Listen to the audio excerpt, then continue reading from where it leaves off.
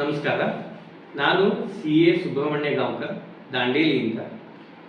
ಇವತ್ತು income tax related 2-3 basic ಪ್ರಶ್ನೆಗಳನ್ನು address ಮಾಡ್ತಾ ಇದ್ದೀನಿ. ಒಂದನೇ ಪ್ರಶ್ನೆ ಅಂದರೆ, ಇನ್ಕಮ್ ಟ್ಯಾಕ್ಸ್ ರಿಟರ್ನ್ನ ಯಾರು ಫೈಲ್ ಮಾಡಬೇಕು, ಯಾರಿಗೆ ಅಪ್ಲಿಕೇಬಲ್ ಆಗುತ್ತೆ ಅನ್ನೋದು. ಅದಕ್ಕೆ ಉತ್ತರ ಏನಂದರೆ, ಕಂಪನಿ ಅಥವಾ ಪಾರ್ಟ್ನರ್ಶಿಪ್ ಫರ್ಮ್ ಯಾವುದೇ ಇದ್ದರೆ, ರಿಜಿಸ್ಟರ್ ಆಗಿದ್ದಿದ್ರೆ ಅವರು ಬೈ ಡಿಫಾಲ್ಟ್ ಎಷ್ಟೇ ಇನ್ಕಮ್ ಇರಲಿ ಇರದೇ ಇರಲಿ ಅವರು ಮಾಡಲೇಬೇಕಾಗುತ್ತೆ. ಇನ್ಕಮ್ ಟ್ಯಾಕ್ಸ್ ರಿಟರ್ನ್ ಅವರಿಗೆ ಅಪ್ಲಿಕೇಬಲ್ ಆಗುತ್ತೆ. ಈಗ ಇಂಡಿವಿಜುವಲ್ಸ್ ಬಗ್ಗೆ ಬಂದರೆ, ಅಂದರೆ ನಾನ್ ಕಂಪನೀಸ್ ಅಥವಾ ಅಸೋಸಿಯೇಷನ್ ಆಫ್ ಪರ್ಸನ್ಸಿಗೆ ಬಂದರೆ ಒಂದು 5-6 ಕಂಡೀಷನ್ಸ್ ಕೊಟ್ಟಿದ್ದಾರೆ. ಇಂಡಿವಿಜುವಲ್ಸಿಗೆ 5-6 ಕಂಡೀಷನ್ಸ್ ಇದೆ. ಅದರಲ್ಲಿ ಅವ್ರು ಕವರ್ ಆದರೆ ಅವರು ಇನ್ಕಮ್ ಟ್ಯಾಕ್ಸ್ ರಿಟರ್ನ್ನ ಫೈಲ್ ಮಾಡಬೇಕಾಗುತ್ತೆ. ಫಸ್ಟ್ ಕಂಡೀಷನ್ ಏನು ಅಂದರೆ, ಯಾರ ಇನ್ಕಮ್, ಯಾರ್ದು ಆದಾಯ more than basic exemption limit ಇರುತ್ತೋ. ಬೇಸಿಕ್ ಎಕ್ಸಂಪ್ಷನ್ ಲಿಮಿಟ್ ಏನಿದೆ ಇವಾಗ 2.5 ಲಕ್ಷ ಅಥವಾ 3 ಲಕ್ಷ. ಹಳೆ ತೆರಿಗೆ ಪದ್ಧತಿಯಲ್ಲಿ 2.5 ಲಕ್ಷ ಇದೆ, ಹೊಸ ತೆರಿಗೆ ಪದ್ಧತಿಯಲ್ಲಿ 3 ಲಕ್ಷ ಇದೆ. ಅಂದರೆ ಅಷ್ಟರವರೆಗೆ ಯಾರಿಗೂ ತೆರಿಗೆ ಕಟ್ಟೋ ಅವಶ್ಯಕತೆ ಇಲ್ಲ ಅಂತ ಗೌರ್ಮೆಂಟ್ ಹೇಳಿದೆ. ಇದಕ್ಕಿಂತ ಜಾಸ್ತಿ ಅವರ ಆದಾಯ ಇದ್ದಿದ್ದರೆ ಅವರು ಇನ್ಕಮ್ ಟ್ಯಾಕ್ಸ್ ರಿಟರ್ನ್ ಫೈಲ್ ಮಾಡಬೇಕು. ಇವಾಗ 2.5 ಲಕ್ಷ ಅಥವಾ 3 ಲಕ್ಷ ಅಥವಾ 3 ಲಕ್ಷ ಅಂತಲೇ ತಗೊಳ್ಳೋಣ. ಅದಕ್ಕಿಂತ ಕಡಿಮೆ ಇದ್ದಿದ್ದರೂ ಕೆಲವೊಬ್ಬರಿಗೆ ಇನ್ಕಮ್ ಟ್ಯಾಕ್ಸ್ ರಿಟರ್ನ್ ಫೈಲ್ ಮಾಡಬೇಕು ಅಂತ ಹೇಳಿದ್ದಾರೆ. ಬೈ ಚಾನ್ಸ್ ಇದೆ, ಈಗ 2.5 ಲಕ್ಷ ಅಥವಾ 3 ಲಕ್ಷಕ್ಕಿಂತ ಮೇಲಿದ್ದರೆ ಕಂಪಲ್ಸರಿಯಾಗಿ ಮಾಡಲೇಬೇಕು. ಈ ಕಂಡೀಷನ್ಸ್ಗೆ ಹೋಗೋ ಅವಶ್ಯಕತೆ ಇಲ್ಲ. ಬೈ ಚಾನ್ಸ್ 2.5 ಲಕ್ಷ ಅಥವಾ 3 ಲಕ್ಷಕ್ಕಿಂತ ಕಡಿಮೆ ಇದ್ದಿದ್ದು ಈ ಕೆಳಗಿನ ಕಂಡೀಷನ್ಸಲ್ಲಿ ಅವರು ಬಂದರೆ ಅವರು ಕೂಡ ಇನ್ಕಮ್ ಟ್ಯಾಕ್ಸ್ ರಿಟರ್ನ್ ಫೈಲ್ ಮಾಡಬೇಕು. ಕಂಡೀಷನ್ಸ್ ಏನೇನಿದೆ ಅಂದರೆ, ಫಸ್ಟ್ ಅಂದರೆ ಅವ್ರದ್ದು ಎಲೆಕ್ಟ್ರಿಸಿಟಿ ಬಿಲ್, ಅಂದರೆ ವಿದ್ಯುತ್ ಶಕ್ತಿ ಬಿಲ್ಲು 1 ವರ್ಷಕ್ಕೆ 1 ಲಕ್ಷಕ್ಕಿಂತ ಜಾಸ್ತಿ ಇದ್ದರೆ ಅವ್ರು ಇನ್ಕಮ್ ಟ್ಯಾಕ್ಸ್ ರಿಟರ್ನ್ ಫೈಲ್ ಮಾಡಲೇಬೇಕು. ಅವ್ರ ಇನ್ಕಮ್ 3 ಲಕ್ಷಕ್ಕಿಂತ ಅಥವಾ 2.5 ಲಕ್ಷಕ್ಕಿಂತ ಕಡಿಮೆ ಇದ್ದರೆ ಅವ್ರು ಬಂದೇ ಬರುತ್ತೆ.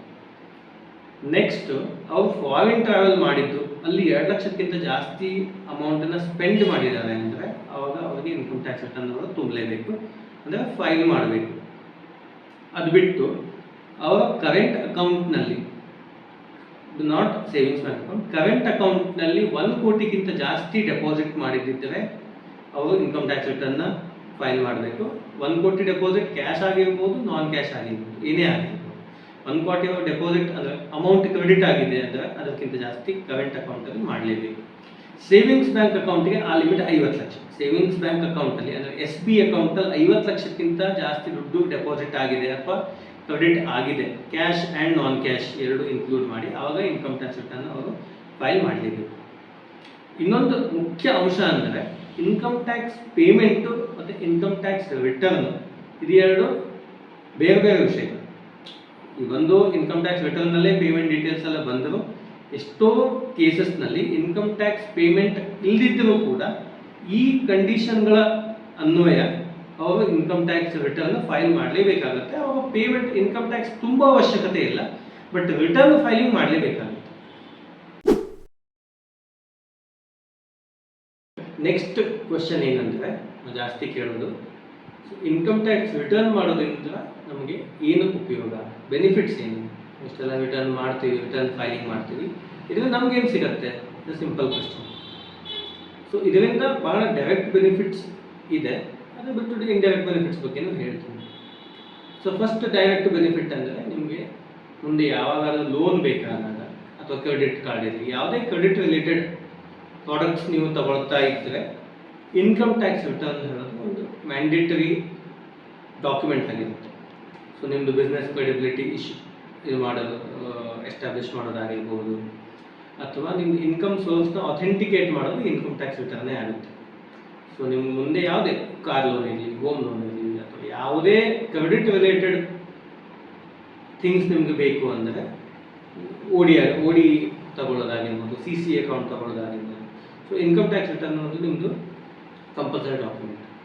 ಎರಡನೇದಂದರೆ ವೀಸಾ ಅಪ್ಲಿಕೇಶನ್ಸ್. ನೀವು ಎಲ್ಲರೂ ಹೊರಗಡೆ ಹೋಗ್ತಾ ಇದ್ದೀರಾ, ಇಂಡಿಯಾ ಬಿಟ್ಟು ವಿದೇಶಕ್ಕೆ ಹೋಗಬೇಕಾದ್ರೆ ವೀಸಾ ಪ್ರೋಸೆಸ್ ಇರುತ್ತೆ. ಆ ವೀಸಾ ಪ್ರೋಸೆಸ್ಸಲ್ಲಿ ಇನ್ಕಮ್ ಟ್ಯಾಕ್ಸ್ ರಿಟರ್ನ್ಗೆ ಬಹಳ ಪ್ರಾಮುಖ್ಯತೆಯನ್ನು ಕೊಟ್ಟಿದ್ದಾರೆ. ಯಾಕಂದರೆ ಬಹಳ ಕಂಟ್ರೀಸಲ್ಲಿ, ಬಹಳ ದೇಶಗಳಲ್ಲಿ ಈ ಇನ್ಕಮ್ ಟ್ಯಾಕ್ಸ್ ರಿಟರ್ನ್ ಅಂದರೆ ಇನ್ಕಮ್ ವೆರಿಫಿಕೇಷನ್ ಹೇಳೋದು ಬಹಳ ಇಂಪಾರ್ಟೆಂಟ್ ಆಸ್ಪೆಕ್ಟ್ ಆಗಿರುತ್ತೆ. ಅದರಿಂದ ಇನ್ಕಮ್ ಟ್ಯಾಕ್ಸ್ ರಿಟರ್ನ್, ಅದನ್ನು ನೀವು ಒಂದೇ ಸಲ ಫೈಲ್ ಮಾಡೋದು ಅದೆಲ್ಲ ಆದರೆ ಅದನ್ನು ಅನಾಮಲೀಸ್ ಅಂತ ಕ್ರಿಯೇಟ್ ಮಾಡ್ತಾರೆ. ಸೊ ಆ ವರ್ಷದ್ದು ಅದರೊಳಗೆ ಮಾಡಿದ್ದಿದ್ರೆ ಮಾತ್ರ ಅದನ್ನು ವ್ಯಾಲಿಡ್ ಅಂತ ಕನ್ಸಿಡರ್ ಮಾಡ್ತಾರೆ. ಸೊ ಈಗ ಬ್ಯಾಂಕ್ಸಲ್ಲೂ ಹಾಗೆ ಬಂದಿದೆ, ಮುಂಚೆ ಆಗ್ತಿತ್ತು. ಸೊ ಲಾಸ್ಟ್ ಬ್ಯಾಂಕ್ ಯಾವಾಗ ಲೋನ್ ಬೇಕೋ ಆವಾಗ 3 ವರ್ಷದ ITR ಮಾಡಿ ಹೋಗ್ತಿದ್ರು. ಸೊ ಆ ಪ್ರಾಕ್ಟೀಸಸ್ ಎಲ್ಲ ಇವಾಗ ಕನ್ಸಿಡರ್ ಮಾಡ್ತಾ ಇಲ್ಲ. ಅದು ಒಂದೇ ದಿವಸ ನೀವು ಲಾಸ್ಟ್ 3 years ಮಾಡಿದ್ದೀರಾ ಅಂದರೆ ಇಟ್ ಈಸ್ ನಲ್ and void for the purpose of loans. So ಆ ಥರ ಇವಾಗ ಪ್ರೊಸೆಸ್ ಇವಾಲ್ವ್ ಆಗ್ತಾ ಇದೆ. ಸೊ ಯಾವಾಗ ಡ್ಯೂ ಡೇಟ್ಸ್ ಇದೆಯೋ ಅದರೊಳಗೆ ಮಾಡಿದ್ರೆ ಮಾತ್ರ ಅದನ್ನು ಮಾನ್ಯವಾಗಿ ನೋಡ್ತಾ ಇದ್ದಾರೆ.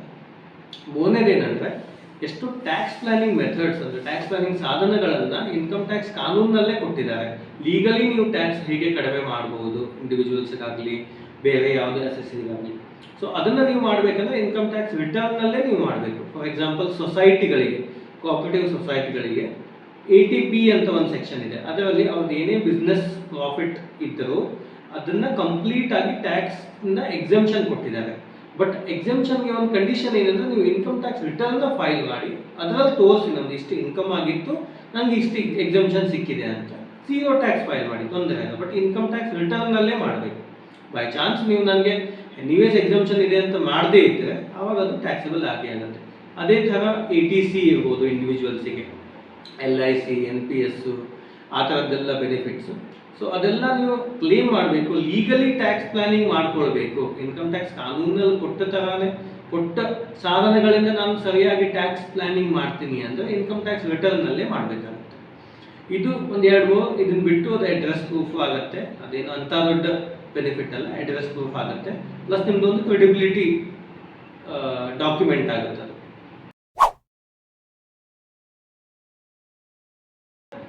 ಇಂಡೈರೆಕ್ಟ್ ಬೆನಿಫಿಟ್ಸ್ ಅಂದರೆ ಇವಾಗ ಇನ್ಕಮ್ ಟ್ಯಾಕ್ಸ್ ನಾವು ಕಟ್ತಾ ಇದ್ದೀವಿ ಅಂದರೆ ಅದರಿಂದ ಎಂಡ್ ಯೂಸ್ ಏನಾಗುತ್ತೆ. ಬಿಕಾಸ್ ಇವು ನಾವು ಇಂಡಿಯಾ ಒಂದು ಡೆವಲಪಿಂಗ್ ಕಂಟ್ರಿ, ನಾವಿನ್ನೂ ಡೆವಲಪ್ಡ್ ಆಗಿಲ್ಲ, ಇನ್ನು ಡೆವಲಪಿಂಗ್ ಆಗ್ತಾ ಇದ್ದೀವಿ.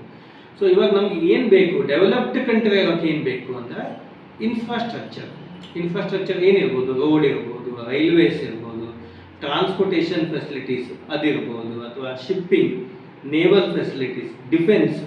ಸೊ ಇದಕ್ಕೆಲ್ಲ ರಿಸೋರ್ಸಸ್ ಬೇಕು ಅಂದರೆ ಟ್ಯಾಕ್ಸ್ಗಳಿಂದನೇ ಹೋಗುತ್ತೆ. ಸೊ ಈ ಇನ್ಕಮ್ ಟ್ಯಾಕ್ಸ್ ಹೇಳೋದು ಡೈರೆಕ್ಟ್ ಸೆಂಟ್ರಲ್ ಗೌರ್ಮೆಂಟಿಗೆ ರೆಮಿಟ್ ಆಗುತ್ತೆ. ಸೊ ಸೆಂಟ್ರಲ್ ಗೌರ್ಮೆಂಟಿಗೆ ರೆಮಿಟ್ ಆಗೋದ್ರಿಂದ ಸೊ ಈ ಇನ್ಫ್ರಾಸ್ಟ್ರಕ್ಚರಲ್ ಫೆಸಿಲಿಟೀಸ್ಗೆ one of the main resources is income tax.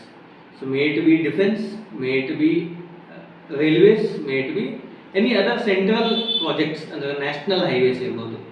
So ಇದರಿಂದ ನಾವು ಸರಿಯಾಗಿ ನಮ್ಗೆ ಎಲ್ಲೆಲ್ಲಿ ಬರುತ್ತೋ ಇನ್ಕಮ್ ಟ್ಯಾಕ್ಸ್ ನಾವು ಪಾರದರ್ಶಕವಾಗಿ ತುಂಬೋದ್ರಿಂದ ನಮ್ಮ ದೇಶದ ಡೆವಲಪ್ಮೆಂಟ್ ಫಾಸ್ಟ್ ಆಗುತ್ತೆ. ಸೊ ಅದೇ ಒಂದು ದೊಡ್ಡ ಇಶ್ಯೂ ಆಗಿದೆ ಇವಾಗ. ಆ್ಯಕ್ಚುಲಿ ಟ್ಯಾಕ್ಸ್ ನೆಟ್ ಏನಿದೆ, ನಮ್ಮದು ಟ್ಯಾಕ್ಸ್ ಪೇಯರ್ಸ್ ಏನಿದೆ ಬಹಳ ಕಡಿಮೆ ಇದೆ, around 4% is a tax net. So ಇದರಿಂದ ಇದು ಜಾಸ್ತಿ ಆಗ್ತಾ ಹೋಗಬೇಕು. ಯಾರ್ಯಾರಿಗೆ ಇನ್ಕಮ್ ಟ್ಯಾಕ್ಸ್ ಲೀಗಲಿ ಅನ್ವಯ ಆಗುತ್ತೋ ಅವ್ರು ತುಂಬಬೇಕು. ಅದರಿಂದ ನಾವು ಇಂಡೈರೆಕ್ಟ್ ಬೆನಿಫಿಟ್ ಏನಾಗುತ್ತೆ ಅಂದರೆ ಓವರಾಲ್ ಒಂದು ಕಂಟ್ರಿ ಡೆವಲಪ್ ಆಗುತ್ತೆ. So if like we are projected ಇವಾಗ ಏನಂದರೆ 2045 or 46 ಡೆವಲಪ್ಡ್ ಕಂಟ್ರಿ ಆಗ್ತೀವಿ ಅಂತ ಒಂದು ಪ್ರೊಜೆಕ್ಷನ್ ಇದೆ. ಸೊ ನಾವು ಅದನ್ನು ಕರೆಕ್ಟಾಗಿ ನಾವು ಎಲ್ಲ ಮಾಡ್ತಾ ಹೋಗಿ ಇನ್ಕಮ್ ಟ್ಯಾಕ್ಸ್ ತುಂಬಿ ಎಲ್ಲರೂ as a nation as a whole ತುಂಬ್ತಾ ಹೋದರೆ ಅದನ್ನು ಸ್ವಲ್ಪ ಪ್ರೀಪೋನ್ ಮಾಡ್ಬೋದು, ಅಥವಾ ಅಟ್ಲೀಸ್ಟ್ 2045ಗೆ ಮಾಡ್ಬೋದು. ಸೊ ಇಲ್ಲ ನಾವು ಅದನ್ನು ಮಾಡ್ತಾ ಇಲ್ಲ ಅಂದರೆ ಅದು ಡಿಲೇ ಆಗುತ್ತೆ. ಸೊ 2045, 2060 ಆಗ್ಬೋದು, 2070 ಆಗ್ಬೋದು. ನಾವು ಡೆವಲಪಿಂಗ್ ಕಂಟ್ರಿ ಆಗಿ ನಮ್ಮ ಇನ್ಫ್ರಾಸ್ಟ್ರಕ್ಚರ್ ಎಲ್ಲ ಲ್ಯಾಗ್ ಆಗ್ತಾ ಇರುತ್ತೆ. ಸೊ ಅದರಿಂದ ಡೈರೆಕ್ಟ್ ಬೆನಿಫಿಟ್ ಬಿಟ್ಟು ಇದನ್ನು ಒಂದು ನೋಡಬೇಕು. And as a citizen of the country ಇದು ನಮ್ಮ duty to file the income tax wherever applicable. ನಮ್ಗೆ ಅಪ್ಲಿಕೇಬಲ್ ಇದ್ದರೆ ನಾವು ಕಟ್ಟಲೇಬೇಕು ಅದನ್ನ. It's not a business transaction. ಇವಾಗ ನಾನು ಒಂದು ಅಂಗಡಿಗೆ ಹೋದಾಗ 100 ರೂಪಾಯಿ ಕೊಟ್ಟರೆ ನಾನು 100 ರೂಪಾಯಿ ಸಾಮಾನು ಕೊಡಿ ಅಂತ ಹೇಳ್ತೀನಿ. Here we can directly ask, ಅಂದರೆ 100 ರೂಪಾಯಿ ನಾನು ಇನ್ಕಮ್ ಟ್ಯಾಕ್ಸ್ ಕೊಟ್ಟಿದ್ದಕ್ಕೆ ನಂಗೆ 100 ರೂಪಾಯಿ ಬೆನಿಫಿಟ್ ಕೊಡು ಅಂತ. So benefit can be direct, benefit can be indirect also. So next ಜನರೇಷನ್ಗೆ ನಾವು at least if we are compliant, ನಾವು ಕಂಪ್ಲೈಂಟ್ ಸಿಟಿಸನ್ ಆಗಿದ್ರೆ ನೆಕ್ಸ್ಟ್ ನಮ್ಮ ಮಕ್ಕಳ ಜನರೇಷನ್, ನೆಕ್ಸ್ಟ್ ಜನರೇಷನ್ಗೆ we will be a role model. We will be able to say that okay, I have filed my taxes, ನಾನು ಏನಿದ್ರು ನನ್ನ ರೆಸ್ಪಾನ್ಸಿಬಿಲಿಟಿನ ಮಾಡಿದ್ದೀನಿ, ಬಿಕಾಸ್ ಆ್ಯಂಡ್ ಇನ್ ನೇಷನ್ ಬಿಲ್ಡಿಂಗಲ್ಲಿ ನಂದು ಒಂದು ಕಾಂಟ್ರಿಬ್ಯೂಷನ್ ಇದೆ ಅಂತ ಹೆಮ್ಮೆಯಾಗಿ ಹೇಳ್ಕೊಳ್ಬೋದು. ಸೊ ಇದು ಒಂದು ಕರ್ತವ್ಯ ಆಗಿದೆ. ಸೊ ಇದು ಇನ್ಕಮ್ ಟ್ಯಾಕ್ಸ್ ಬೆನಿಫಿಟ್ಸ್. ಈಗ ಯಾರು ಕೇಳ್ತಾರಲ್ಲ ಇನ್ಕಮ್ ಟ್ಯಾಕ್ಸ್ ಕಟ್ಟೋದ್ರಿಂದ ಏನು ಸಿಗುತ್ತೆ ಅಂತ ಹೇಳೋದು ಇಷ್ಟು.